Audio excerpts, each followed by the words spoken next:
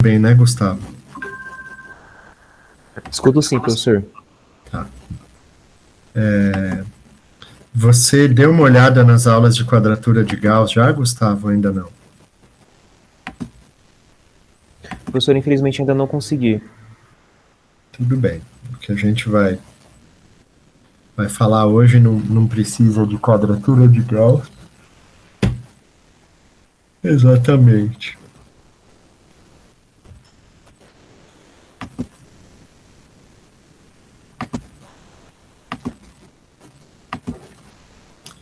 Então vamos lá. Hoje é a nossa 13ª aula gravada, né? Se eu não perdi a conta.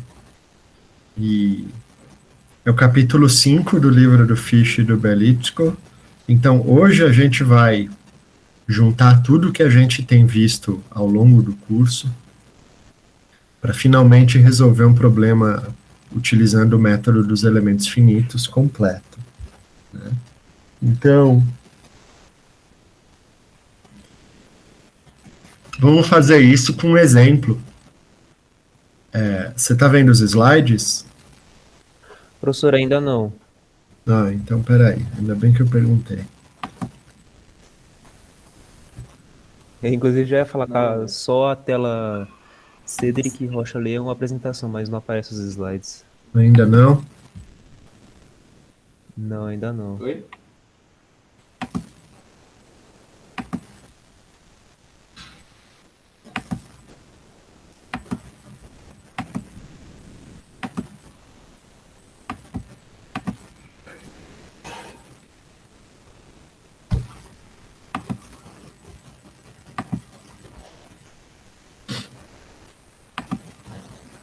E agora? Agora sim, professor. Você está vendo meus slides? Sim, perfeitamente. Legal. Tá passando? Está sim. Tá, legal. Então, como eu estava falando, é o capítulo 5 do livro do Fish, onde a gente junta tudo que a gente viu até aqui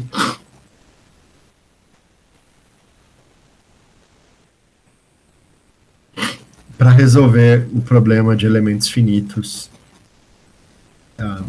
E para isso a gente vai discutir um exemplo, né? Então a gente tem uma barra que tem comprimento 4 metros, uma barra unidimensional. A gente vai tratar ela com seção circular, mas enfim, não importa, esse A aqui é a seção, a área da seção.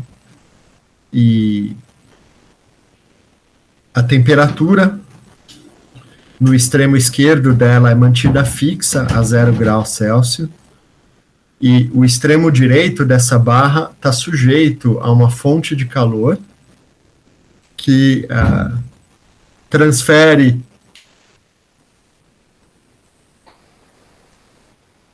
5 watts por metro quadrado para a barra por esse extremo aqui. Além disso, essa barra aqui tem um termo de fonte de calor, 5 watts por metro da barra, né? Então, se a barra tem 4 metros, são 20 watts no total, que a própria barra produz. É aquilo que eu falei para vocês. Pode ser, por exemplo, uma reação química, né? Quando eu fui acampar no Peru, eu ganhei de uns ingleses lá uns saquinhos que você sacode e eles esquentam, né? Então é isso, basicamente. Alguma reação química que produz calor. Então, além do calor que o material está recebendo dessa fonte, ele está produzindo o próprio calor, né? E o extremo da barra, que é 0 grau, está em contato com um reservatório, né, de temperatura. Então, a gente já discutiu lá atrás qual é a formulação forte desse problema de condução de calor. Então, a equação diferencial de segunda ordem não é parcial nesse caso, porque é unidimensional, né? Então, d dx de A kappa, onde kappa é a condutividade térmica da barra, que se eu não me engano é 5 também, aqui nesse caso, mas isso a gente vê depois, né? dt dx, lembrando que a gente usou a lei de Fick para associar o gradiente de temperatura com o fluxo de calor, né? Então, a lei de Fick diz para a gente que dt dx é igual a capa, o fluxo, desculpa, o Q, né, que é o dt dx, é igual a capa vezes t, um sinal negativo. Que é isso daqui, a lei de Fick, essa segunda condição aqui, né? Então a gente tem uma condição de contorno natural no extremo direito da barra, que diz que o fluxo é igual a capa dt dx, né? E no extremo esquerdo da barra, em x igual a 0, a gente tem uma condição de contorno essencial, e a gente designa isso pela letra gama de contorno, e gama t, porque t é a variável essencial, e gama q, porque q é a variável secundária do problema aqui. Então, essa é a formulação forte, né?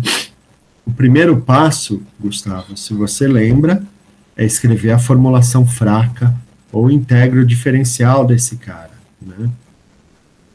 Então, para a gente escrever a formulação fraca, a gente multiplicava todo mundo pela essa função auxiliar W, a gente integrava todo mundo no domínio do problema, que é de 0 a 4 aqui no caso.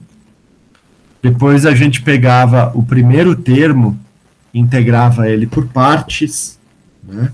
Então, integrando por partes o primeiro termo, a gente ficava com esse termo aqui, aplicado nos extremos, menos o dw dx, a vezes z, aqui e na verdade é o kappa, desculpa, tá?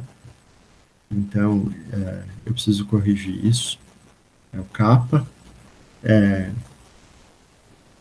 E o termo de fonte que se mantém, né? Esse b aqui é o termo de fonte.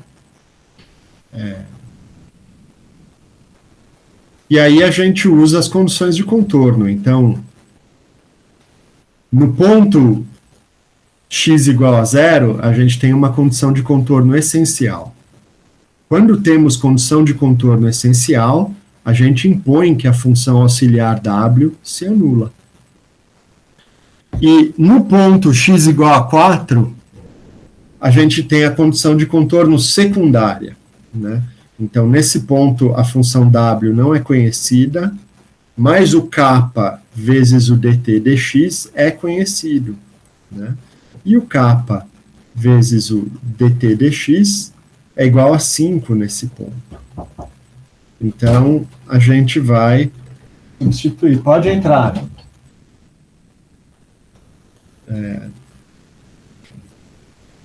Me angustia mais quando ela bate e não entra do que quando ela entra.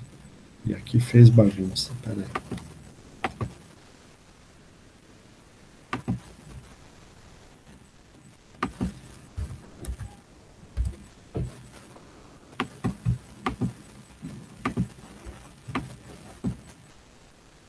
Eu vou fazer o seguinte. Essas aulas eu perdi a apresentação e eu só estou com o PDF.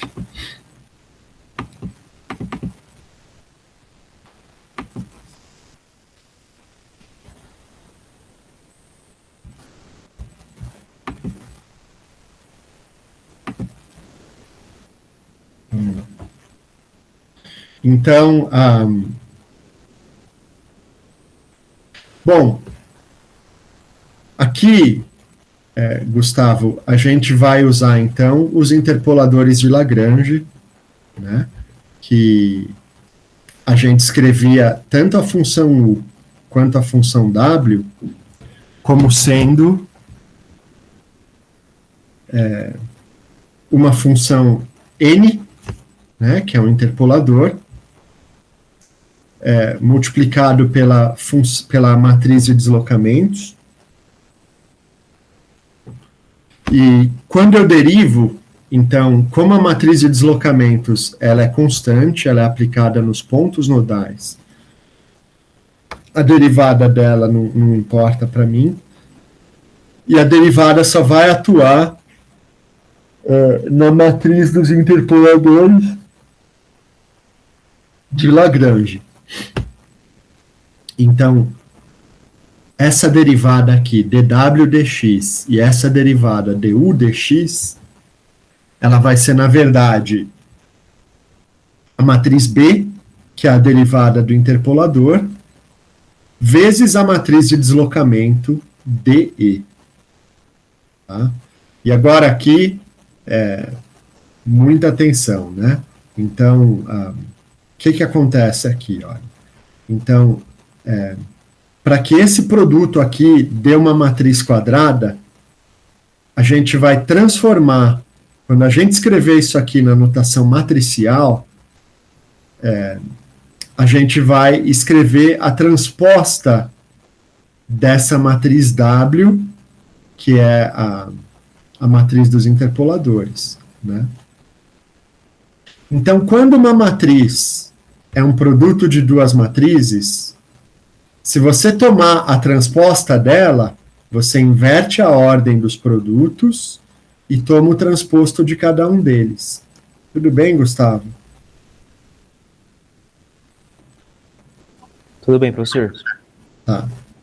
Então, tanto a matriz U, né, que é a temperatura, na verdade, quanto a matriz W, elas vão ser a matriz do interpolador, o N, vezes a matriz do deslocamento. Só que aqui, ao invés de pegar uma matriz coluna, como eu pego aqui eu vou transformar essa matriz W em matriz linha. E para transformar ela, então, de coluna para linha, para que eu tenha uma matriz quadrada, a gente vai pegar a transposta dela. E aí, quando eu pego a transposta, eu inverto a ordem do produto dessa matriz. Tá?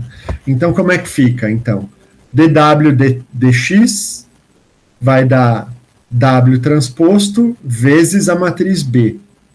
Só que a matriz B, que é a derivada do interpolador de Lagrange, ela, em princípio, depende do x. A matriz W é simplesmente o valor das funções peso nos pontos nodais. Então, eu posso tirar ela da integral, porque ela é constante. Da mesma forma, o du dx, que é a matriz B, que é a derivada do interpolador de Lagrange, vezes a matriz D, que são simplesmente o valor da matriz U em cima dos pontos nodais, essa aqui também é constante, essa matriz D. Então, eu também vou poder tirá-la da integral, ó. E aqui na integral eu vou deixar simplesmente a matriz B. Né? Então, o W ficou fora da integral e o D ficou fora da integral. Tudo bem, Gustavo? Beleza, professor. Tá. Bom, o segundo termo, que é o termo de fonte, é a própria função W. Então, a função W é o interpolador, que é a matriz N, vezes a matriz W. Então, você está vendo que esse W aqui fora, ele está em evidência, né? Multiplicando tanto a primeira integral quanto a segunda integral. E, por fim, vai sobrar esse termo aqui de superfície, né? Que, como eu falei para você, no ponto x igual a zero, ele se anula, porque no ponto x igual a zero, a matriz W é zero, por construção, né? No contorno essencial, a matriz W se anula. Então, sobra para a gente o contorno natural, que é o L. Então, eu vou ter a matriz W vezes o A, que é a área da seção transversal. E esse aqui, kappa dt dx, é a condição de contorno natural que a gente conhece, que é kappa dt dx é igual a 5, em x é igual a 4.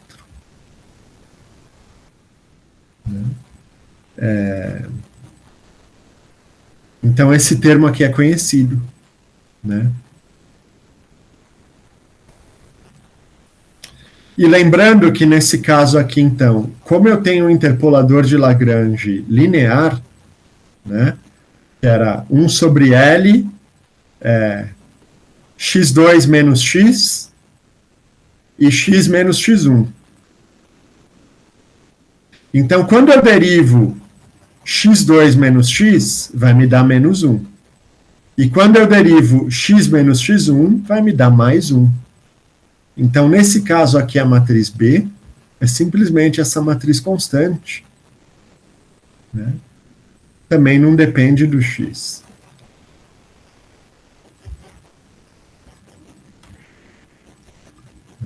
Então, tá aqui o que eu estava falando para você, ó. A matriz N, x2, x menos x2, né? Só que x1 menos x2 é igual a menos L, então a gente pode escrever dessa forma. E aí, quando a gente deriva, a gente encontra as matrizes B. Então, essa primeira integral aqui, ela vai ficar para mim a matriz coluna, menos 1 e 1, que eu tive aqui. A vezes kappa, 1 sobre L, que é o comprimento do elemento, né? Menos 1 e 1. dx. Então, aqui, esse A e esse kappa e esse L são constantes, eu posso tirar todo mundo da integral. Na verdade, as matrizes também são constantes, eu tiro da integral, né? Então, isso daqui vai me dar uma matriz quadrada, né? E todo mundo vai multiplicar por x, que é o resultado dessa integral aqui, né? Essa integral nos extremos x2 menos x2 e x1. Então, isso aqui vai ficar com essa cara para a gente. Né?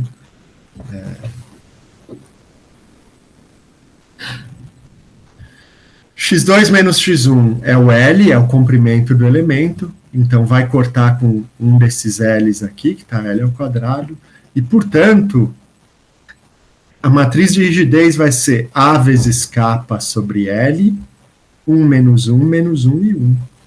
Você já viu esse resultado antes, Gustavo? Já, professor. Né? Então, quer dizer, a gente está fazendo esse cálculo todo e a gente nem precisava ter feito, Gustavo. Mas preste atenção. Não precisa fazer quando você está usando um polinômio de primeiro grau.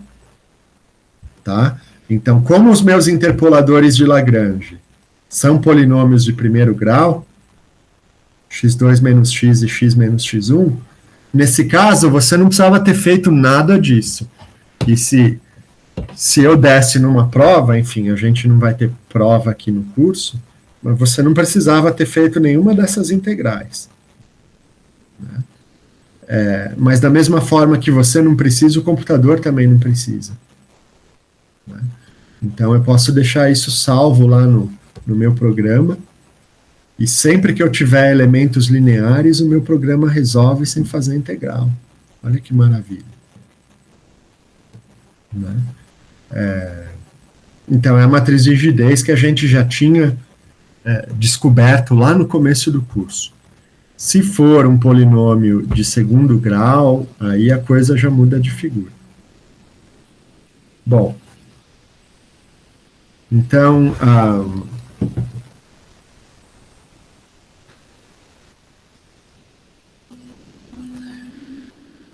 quando a gente substitui os valores, né? Então, aqui no caso, a gente tem dois elementos lineares, né? Então, a gente vai dividir essa barra num elemento que vai de 0 até 2, e o outro vai de 2 até 4. Né? Então, substituindo os valores aqui, né? Então, a área aqui nesse caso, vezes o kappa vai dar 0,2, o comprimento do elemento é 2, o x1 é 0 e o x2 é 2, então a matriz de rigidez vai ficar com essa cara aqui. Né? E é óbvio, Gustavo, que se eu pegar o segundo elemento, como ele é idêntico ao primeiro, a matriz de rigidez vai dar igualzinho, vai dar a mesma coisa. Então, para obter a matriz de rigidez global do problema, a gente viu que a gente precisa fazer essa transformação aqui, utilizando as matrizes de junção. Né? Então, a matriz de junção do primeiro elemento, né, se eu estou chamando o primeiro nó do elemento 1 de 1 global e o segundo nó do elemento 1 de 2 global, então a minha matriz de junção vai ter que ter essa cara. Né?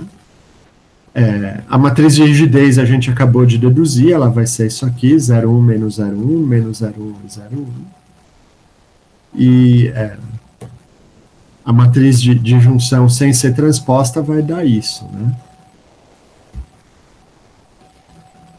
Então, fazendo esse produto, a gente vai chegar nessa matriz, tá? Que é a matriz expandida. Então, o problema tem dimensão 3, o problema local tem dimensão 2, então, para eu passar da dimensão local para a dimensão global, a gente precisa fazer essa transformação, e vai dar isso. Agora, quando eu pego o segundo elemento, a matriz de junção ela é diferente, porque o elemento 1, o nó 1 do elemento 2, é o nó 2 global.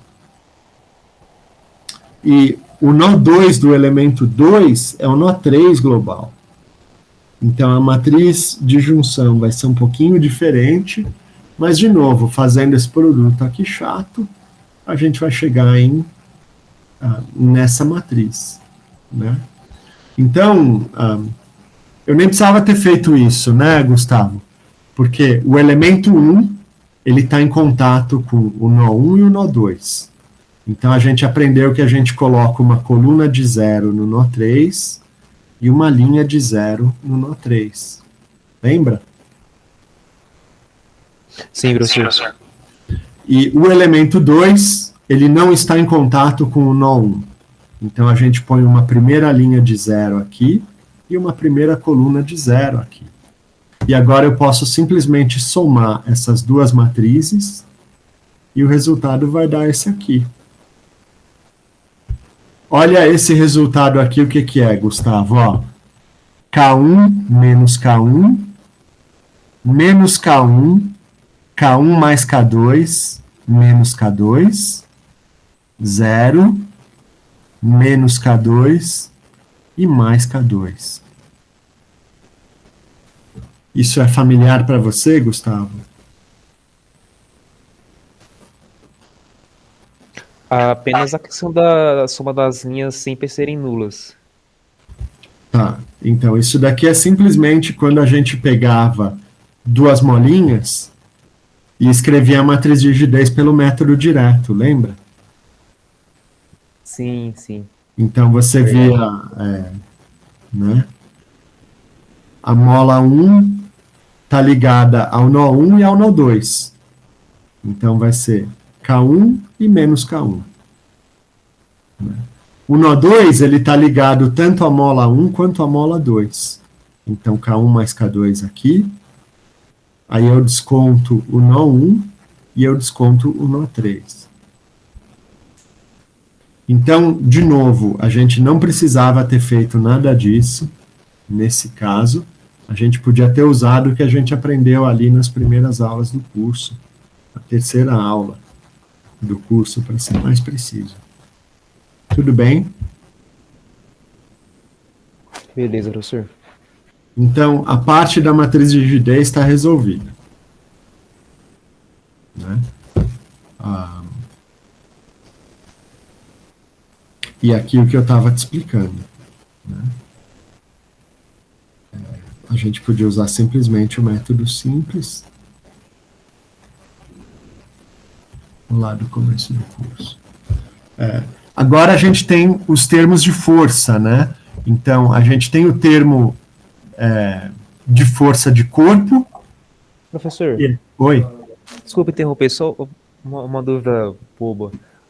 Como a gente define, ou como a gente identifica, se aqueles interpoladores de Lagrange eles serão lineares ou algum outro tipo de função? O enunciado vai me dizer. Então, aqui tá. o enunciado está me dizendo que eu vou usar 2 elementos lineares. Tá? Eu poderia usar um elemento quadrático ou 2 elementos quadráticos. Então, se eu tivesse um elemento quadrático, eu teria que dividir a barra em 3 nós, né, igualmente espaçados. Eu poderia fazer com 2 elementos quadráticos. Então, eu dividiria a barra em 2 elementos e cada elemento teria 3 nós. Bom, e daí por diante. Em uma aplicação prática, professor, por exemplo, que a gente não teria uma definição, ou, por exemplo, alguma aplicação industrial ou algum estudo que esteja sendo realizado, nós podemos assumir alguma coisa com base em algo semelhante que a gente já tenha feito? Então, Gustavo, aquilo que a gente vem discutindo no curso, tanto o elemento linear quanto o elemento quadrático, se tiver bem convergido, vai te dar o resultado. Tá? E se tiver convergido, vai dar o mesmo resultado. A diferença é o custo computacional que você vai ter para usar os dois. Então, se você usa um elemento quadrático, você precisa de menos elementos para obter uma resposta convergida. Mas o custo computacional é mais alto. Se você usa elementos lineares, você precisa de mais elementos, você precisa de elementos menores. Mas, em princípio, se o seu problema estiver convergido, os dois vão ser bons o bastante. Tá? Perfeito, professor. Obrigado. Por nada. Né? A grande questão que pega e é mais complicada é essa daqui, ó. Então, aqui a gente está usando a lei de Fick, que significa um modelo constitutivo linear. E aí sim, você percebe que o modelo constitutivo linear é diferente do interpolador de Lagrange linear. Tá? O modelo constitutivo linear, ele faz parte do modelo físico que eu estou usando para descrever o meu problema. E se eu tiver um problema que é mais complexo do que o linear, mesmo se ele estiver bem convergidinho e tudo mais, a minha resposta pode não corresponder ao experimento. Né? Mas aí é um outro problema, não é um problema de convergência, é um problema de modelagem. Certo? Perfeito, professor. Então, legal. Agora, a gente vai para o termo de força. Né? Então, vamos pegar primeiro o termo de superfície. Né? Eu tenho um termo de corpo, que é o termo onde eu tenho a fonte interna de calor da barra. Ele é de corpo porque cada ponto da barra produz esse calor. Então, eu tenho que integrá-lo em todo o domínio da barra, que é esse gama E, para saber quanto calor a barra como um todo produz. E o segundo termo é um termo de superfície, porque ele está relacionado à superfície onde eu tenho a condição de contorno natural, que é a superfície que recebe o fluxo de calor externo. Né? Então, esse F vai ser o interpolador de Lagrange, né? Vezes a área, vezes o que é o fluxo. Então, vamos voltar aqui para você lembrar como é que a gente chegou nesse termo. Então, esse termo saiu daqui, olha, Gustavo, né, do termo da derivada total, que é integrada, quando a gente faz a integração por partes. Né? Professor, Então, pois não. desculpa interromper, a apresentação saiu. Ainda bem que você me avisa, senão... parou de aparecer para você o vídeo da apresentação? Sim, tá como se o senhor estivesse apresentando, só que os slides não estão aparecendo. E agora, voltou ou não? Não, ainda não. Peraí.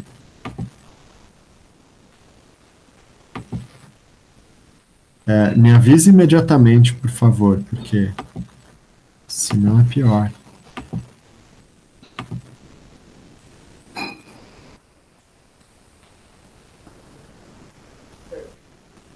Agora acho que voltou, professor. Voltou? Voltou, agora sim. Tá. Então, eu estava te dizendo que esse termo de superfície, de força de superfície, ele surge na formulação fraca desse termo aqui. E esse termo aqui, ele apareceu quando a gente fez a integração por partes.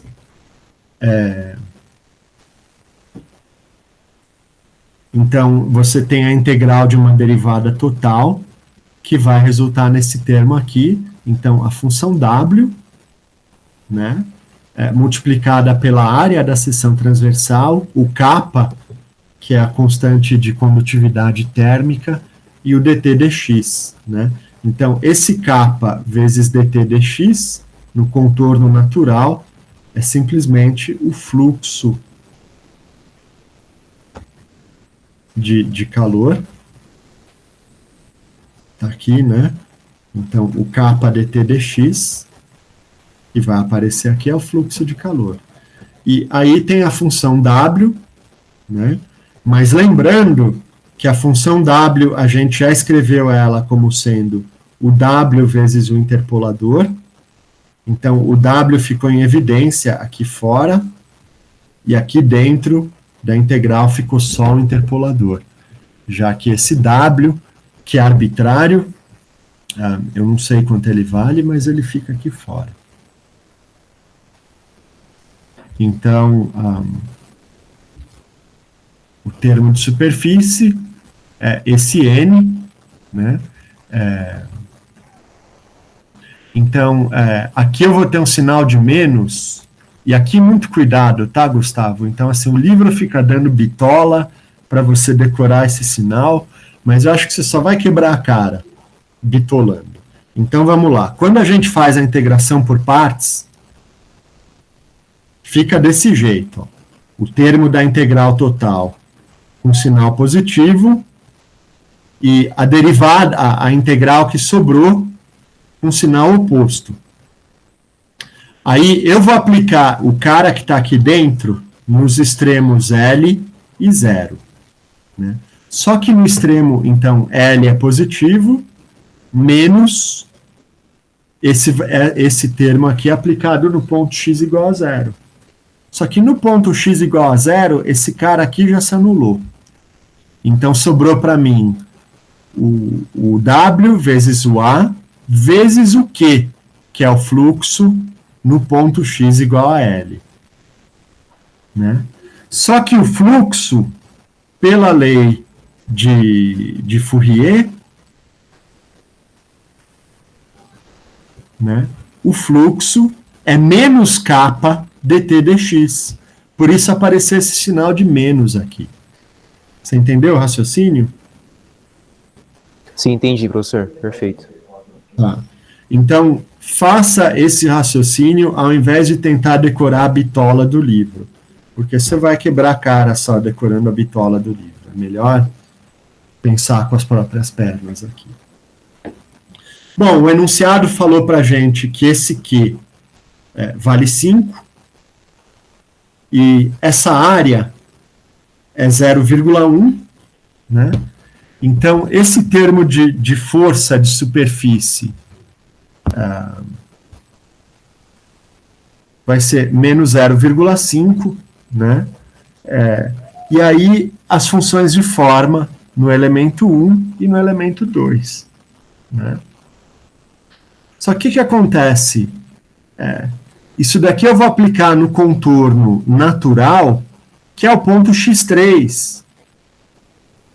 E a função de forma do elemento 1 no ponto x3, ela se anula. Né? Porque lembra da função de forma, que ela vale 1 quando eu estou aplicando na componente correspondente da função de forma, no nó correspondente, e ela vale 0 nos demais nós. Né? Então, no elemento 1, que não tem contorno natural, esse termo aqui de força de superfície se anula, e no contorno 2, ele se anula no nó 1, que na verdade é o nó 2 global, e ele vale 1 no nó 3, no nó 2 local, que é o nó 3 global. Né? Então, a matriz de força no nó 1, no elemento 1, vai dar 0, 0, e no elemento 2 vai dar 0 e menos 0,5. Então, agora a gente expande essas matrizes de força. Eu posso tanto fazer pelo método algorítmico, usando as matrizes de junção, ou eu posso simplesmente expandir do jeito usual, falando, olha, o elemento 1, ele não tem o nó 3, então eu vou pôr um 0 aqui embaixo, e o elemento 2 não tem o nó 1, então eu vou pôr um 0 aqui em cima. Né? E aí, quando eu somar, então, essas matrizes colunas de dimensão 3, vai ficar 0, 0 e 0,5. Tudo bem, Gustavo?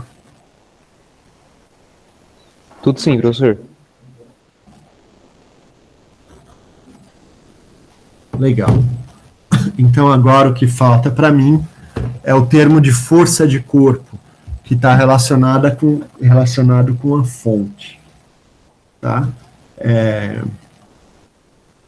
Então, agora, Gustavo, eu vou fazer para você, eu vou seguir o que está no livro, para você entender quando você for estudar pelo livro.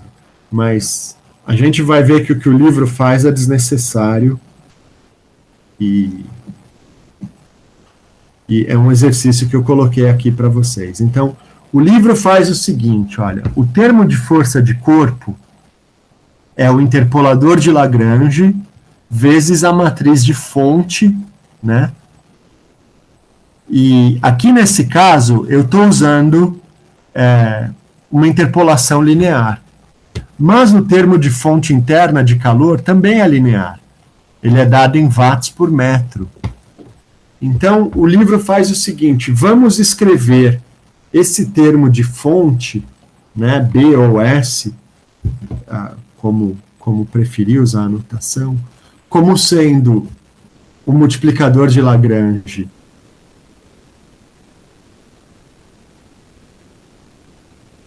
linear,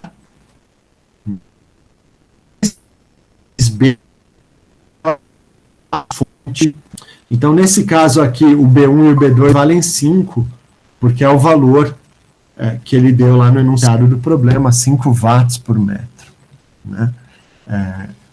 E eu tenho simplesmente aqui um interpolador de Lagrange, porque, enfim, se eu pegar 1 metro da barra, eu produzir 5 watts, se eu pegar meio metro, eu produzir 2,5, se eu pegar 2 metros da barra, eu produzir 10 watts. Né?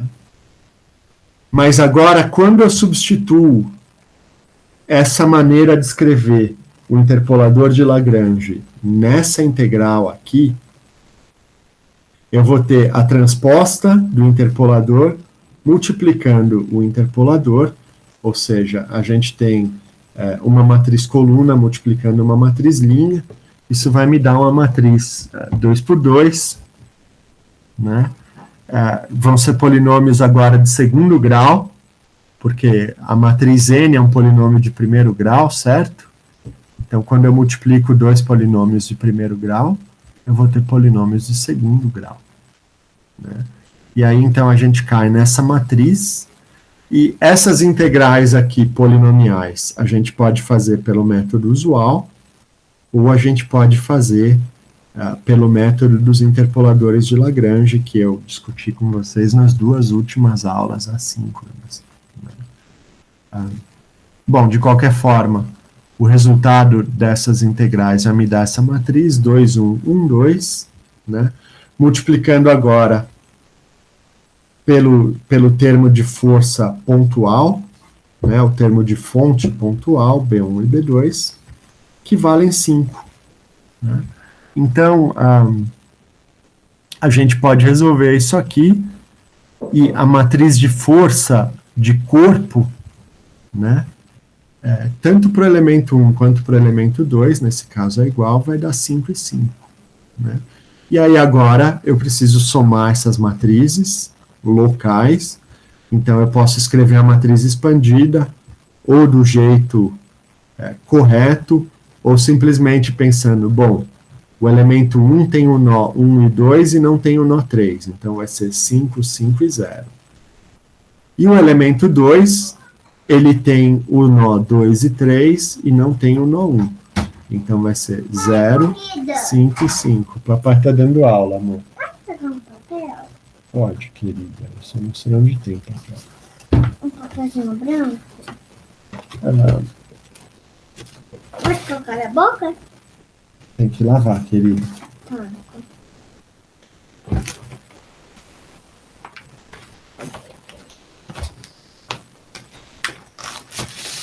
Não. Esses papéis aqui, tá bom? Fecha a porta, tá, amor? Por favor.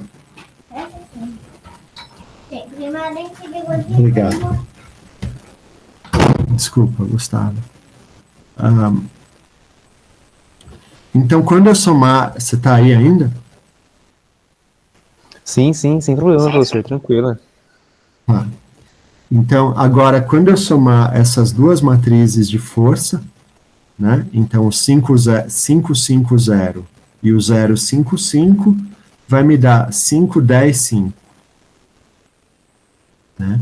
Assim vai ficar a matriz de força de corpo aqui. Somando isso tudo dá 20, né? Como eu tinha te falado, porque você está produzindo 5 watts por metro, a barra tem 4 metros, então o total que você vai produzir são 20 watts. Então agora, olha, a gente já pode escrever o problema na notação matricial total, Gustavo. Então, a matriz de rigidez a gente deduziu, é isso aqui, né? O nó 1 está mantido a temperatura de 0 grau. O nó 2 e o nó 3 a gente quer descobrir qual é a temperatura neles. A matriz de força de corpo é essa aqui, 5, 10, 5. A matriz de força de superfície é 0, 0 e menos meio. E a gente vai ter um fluxo de reação no nó 1, porque o nó 1 está engastado. Então, sempre que eu tenho um nó engastado, eu tenho uma reação. Então, é esse problema aqui, ó. Né? E esse tipo de problema a gente resolveu lá no começo do curso. Você está lembrado? Sim, professor, lembro. E como é que a gente resolvia isso, Gustavo?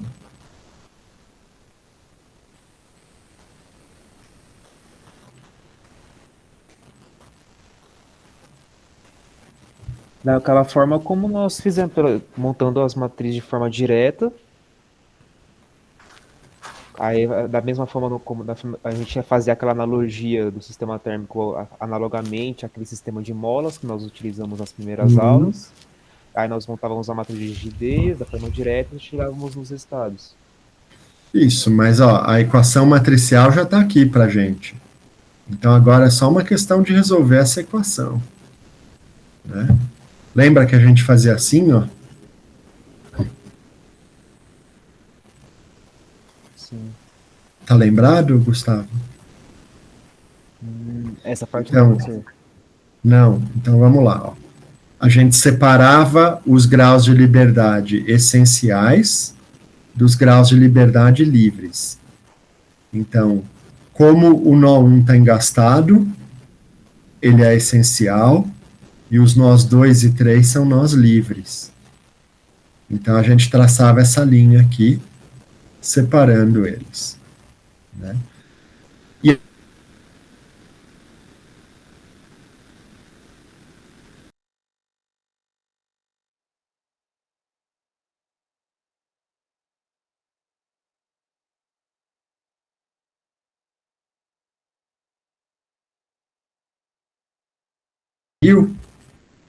você está aí? Deu um estalo aqui. Agora voltou, professor. Ficou uns 10 segundos de silêncio. Tá. Foi aqui ou foi Você aí, tá professor? vendo meus... Oi? Foi aqui ou foi aí? Eu não sei. Não, não agora sei. tá Você projetando está vendo normal. meus slides? Sim, Você está vendo meus slides? Sim? sim, estou. Tá. Então, o que eu estava te dizendo é que a gente, quando cai nessa equação matricial, a gente usava esse truque de separar os graus de liberdade engastados dos graus de liberdade livres. Então, a gente traça uma linha horizontal separando o nó engastado dos nós livres. E a gente também traçava uma linha vertical, da mesma forma, separando aqui na matriz de rigidez a parte que vai multiplicar apenas o nó engastado, que é esse aqui, da parte que vai multiplicar apenas os nós livres, que é essa submatriz 2×2. E aí, essa matriz aqui, 3×3, a gente escrevia ela dessa forma aqui, olha, Gustavo. Você está lembrando disso? Sim. Tá.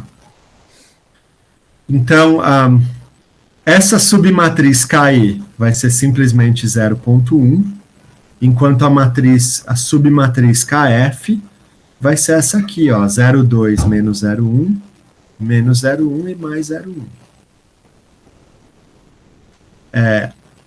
As submatrizes KEF e KEF transposto, elas são chamadas de matrizes de acoplamento, né? Porque aqui, na linha de cima, ela vai multiplicar o T2 e o T3, e aqui embaixo ela vai multiplicar o T1, que é engastado. Então, por isso elas são EF, né? Elas acoplam os graus de liberdade essenciais dos graus de liberdade livres.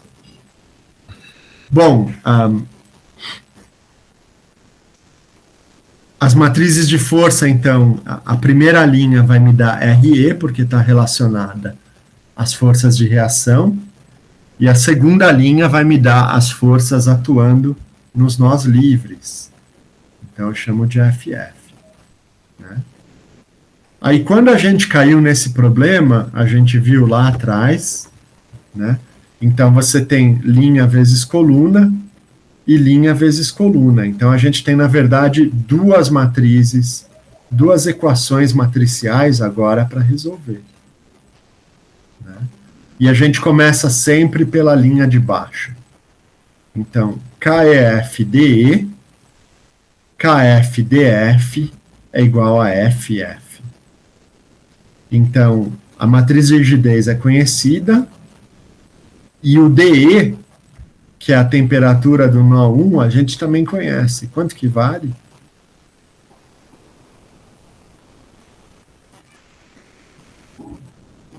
Quanto que é o DE aqui, Gustavo? Nulo.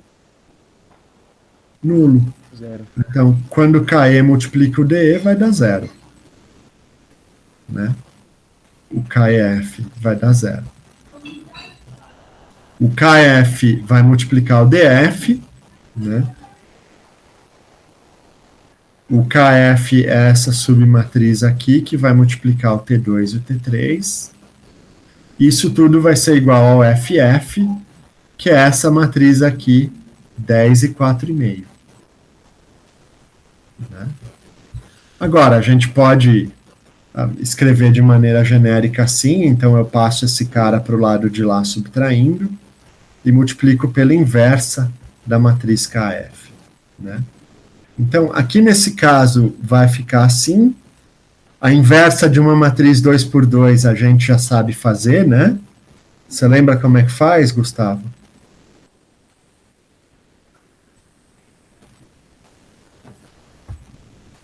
A gente Inverte a diagonal troca, principal, né? inverte a diagonal principal, Isso, troca o sinal da diagonal secundária isso. e divide pelo determinante, né? Então, o determinante aqui vai me dar 0,2 vezes 0,1, que é 0,02, né? Menos 0,1 vezes menos 0,1. Então, isso daqui vai dar 10 a menos 2, né? Então vai dar 0,1. E resolvendo isso aqui, a gente vai ter 145 e 190. Então, ou seja, a temperatura no nó 1 é 0, no nó 2 é 145 e no nó 3 é 190. Né? Aí agora eu peço aqui um exercício para você resolver, né? Eu deixei escrito aqui, mas eu não fui explícito. Aqui eu estou pedindo um exercício, que eu vou pedir para vocês me entregarem no fim do curso, que é para vocês fazerem essa mesma resolução da matriz de força, mas usando simplesmente essa função B como sendo uma função constante igual a 5. Né? E eu vou te dar um spoiler, o resultado vai dar igual. Vai dar a mesma coisa do que a gente obteve fazendo essa maluquice aqui do livro do Fish. Então, esse é um exercício que é extra-lista, digamos assim, é uma lista paralela. E agora aqui um segundo exercício. Então, já que eu tenho isso daqui, é o valor da temperatura nos nós 1, 2 e 3. Então, a gente vai multiplicar aqui pelo interpolador de Lagrange, Gustavo, para obter uma função t de x no problema. Entendeu?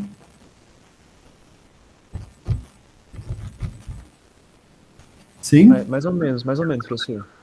Então, olha, em cada elemento, a função de temperatura, ela vai ser o interpolador de Lagrange vezes a matriz de temperatura nos nós, 1 e 2.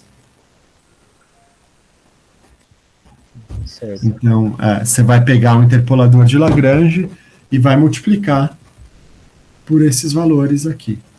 E você vai obter uma função. Beleza, entendi. Tá bom? Bom, e agora como é que fica a derivada da temperatura? Então, a derivada da temperatura é a derivada do interpolador vezes a matriz de junção multiplicando a matriz de deslocamentos. Né? Então, a matriz B é 1 meio menos 1 e 1. A matriz de junção é isso daqui. Né? Então, o gradiente da temperatura no primeiro elemento, ele me dá que ele é constante e vale 72,5. E no segundo elemento também é constante e vale 22,5. Então, esse é o fluxo de calor. Só que a gente pode fazer a resolução exata desse problema para comparar o nosso resultado.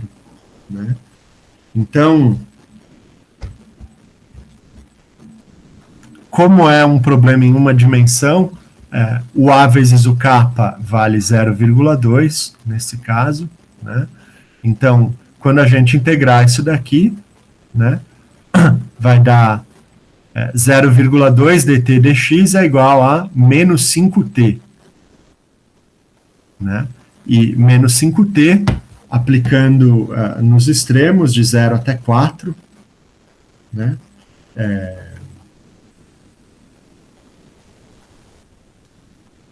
E dividindo por 0,2. Então, vai me dar que d2t dx2 é igual a menos 25. A gente integra uma vez, dt dx vai ser menos 25t, né? Só que eu sei que o kappa dt dx vale 5 no ponto x igual a 4, né? Então, aqui eu vou ter que dt dx vai ser igual a menos 25t, né? E no ponto x igual a 4, então dt dx vai valer menos 2,5. Né? E está aqui. Então, a primeira constante de integração, a gente descobre quanto ela vale por essa condição de contorno, e ela vai valer 97,5. E agora, então, a gente sabe que a equação diferencial recaiu nisso, e a gente integra ela de novo, então vai ficar menos 25 x ao quadrado sobre 2, ou seja, menos 12,5x ao quadrado, mais 97,5x, e surge uma nova constante de integração, C2. Né? Então, eu sei que o t de 0 vale 0, portanto, o C2 tem que valer 0. Então, a solução exata desse problema, Gustavo, é esse aqui. O t de x é menos 12x² mais 97,5x, e o gradiente, o dt dx, é menos 25x mais 97,5. Então, se a gente compara com os nossos resultados, pelo método de elementos finitos, né? Então, em x igual a 0, a temperatura vale 0, e em x igual a 2, a gente descobriu que vale 145. E se você substituir aqui x igual a 2 na equação exata, você vai ver que vai dar a mesma coisa, 145. E em x igual a 4, a gente obteve que a temperatura é 190, e se você substitui x igual a 4 na equação exata, também vai valer 190. Tá? É importante frisar aqui, Gustavo, essa coincidência numérica exata que deu no nó 2 e no nó 3 é uma coincidência. No caso geral, apenas a temperatura no nó engastado tem que dar igual, tanto pelo método de elementos finitos quanto a solução exata. Nos demais nós, a solução não precisa ser igual. Em geral, não vai ser igual. Mas então você vê que para a temperatura, olha, esse elementos finitos me deu um resultado razoável, né? Fora aqui dos extremos, aqui ela tem um erro razoável. Aí, o que é razoável ou não depende da precisão que você precisa para o seu problema. E eu não posso te dizer a priori se é razoável, mas assim, visualmente, a gente pode dizer que a diferença é relativamente pequena. Né? Então, é uma diferença que, sei lá. Né? Então, vamos olhar aqui esse ponto, por exemplo. Aqui daria algo como 165, quando deveria dar algo como 175. Então, um erro de 10 é um erro de menos de 10%.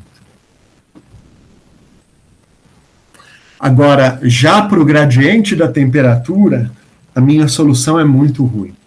E o gradiente da temperatura, ele está relacionado ao fluxo de calor.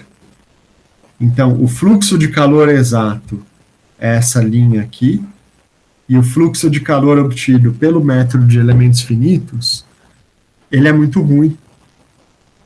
Né?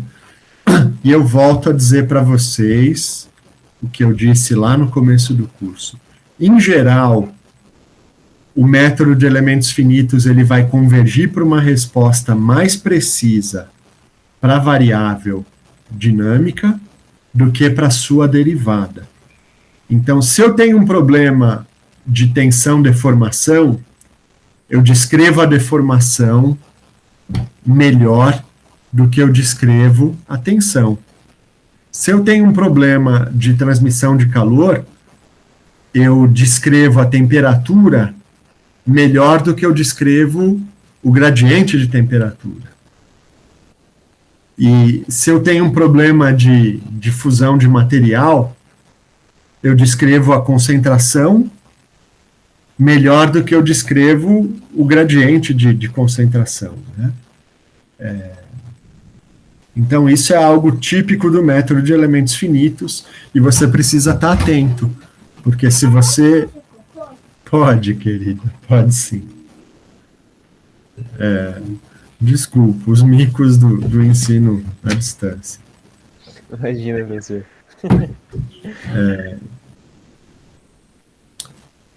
Então é importante ter isso em atenção, né? Com frequência, quando você está fazendo um problema de elementos finitos, o mais importante para você é saber a tensão do que é a deformação. E aí você pode ver que a sua deformação está bem descrita e você assume, a tensão está boa também, né? Mas isso não é verdade. Tá bom? Beleza, professor. Então, esse aqui é um segundo exercício que eu vou dar na próxima aula, eu vou parar por aqui. Mas você vê que agora a aula ficou bem densa, né, Gustavo? E precisa correr atrás, tá? Não pode deixar isso andar adiante. Você tem alguma pergunta? Não, professor, por enquanto não. Tá bom, então, Gustavo. Então é isso. Quinta-feira eu vou fazer a aula síncrona de novo. E quem quiser assistir, assiste. Quem não quiser... Mas é a nossa última aula de teoria, é a próxima. Então, as aulas seguintes a gente vai fazer os exercícios, a gente vai fazer as simulações a partir da semana que vem. Simulação, aula de resolução de exercícios e depois o seminário de vocês, tá bom? Combinado, professor. Então é isso. Boa noite. E até a próxima. Boa noite, professor. Obrigado pela aula. Até a próxima aula.